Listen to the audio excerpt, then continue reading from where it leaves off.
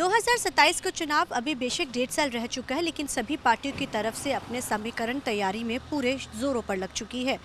कांग्रेस का अगर जिक्र किया जाए तो कांग्रेस में कई बड़े फेरबदल अब आने वाले समय में देखने को मिलेंगे। बात चाहे प्रधानगी की हो या पार्टी में कई अलग थलग करके अलग अलग ओहदे देने की हो। बेशक ये कमान भूपेश बघेल ने संभाल ली है पंजाब की, लेकिन भूपेश बघेल के कई मीटिंगों के दौर के बाद निर्देश के बावजूद भी पार्टी में एकजुटता बिल्कुल नजर नहीं आई।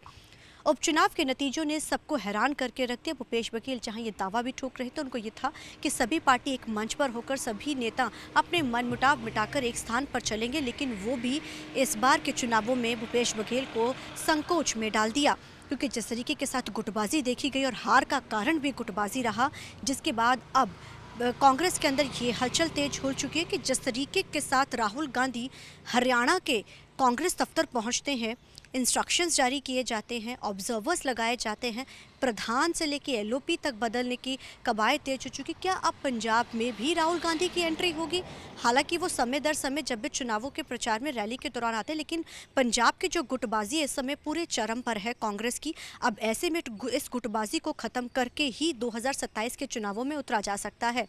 अब इस समय जो कहीं ना कहीं ये चर्चाएं शुरू हो चुकी हैं कि अब क्या कांग्रेस का प्रधान भी बदला जा सकता है। ये सिर्फ अभी चर्चाएं हैं। कहा तो ये भी जा रहा कि जो पुराने टकसाली कांग्रेसी हैं उनमें से किसी को कमान दी जा सकती है, और इसी के साथ जो सबसे अहम चीज़ है कि जो पुराने टकसाली के साथ साथ जिसका किसी के साथ ना तो मनमुटाव हो, ना ही वो किसी धड़े का हो, ना ही वो किसी इधर या उधर का हो, यानी कि वो एक ऐसे शख्स को इस बार प्रधानगी की इस कमान संभालना चाहते हैं जो किसी गुटबाजी का ना हो और टकसाली कांग्रेसी हो, और जो सबसे अहम बात है कि वो गुटबाजी से ऊपर उठ के सभी के साथ उसके अच्छे संबंध हो, क्योंकि अगर पार्टी को आगे लेकर जाना तो उसमें सबसे जो अहम रोल होता है वो प्रधान का होता है। जब प्रधान ही अलग थलग होकर चलना शुरू हो जाए तो ऐसे में सवाल जो है वो कई खड़े हो जाते हैं। अब हाल ही में जो उपचुनाव हुए उसके नतीजे तो आपके सामने ही है। जिस तरीके के साथ हार होती है, जिस तरीके के साथ प्रधान को पार्टी के उसमें उतरना था चुनाव प्रचार में, वो नजर तो आए लेकिन उस गर्मजोशी के साथ नहीं।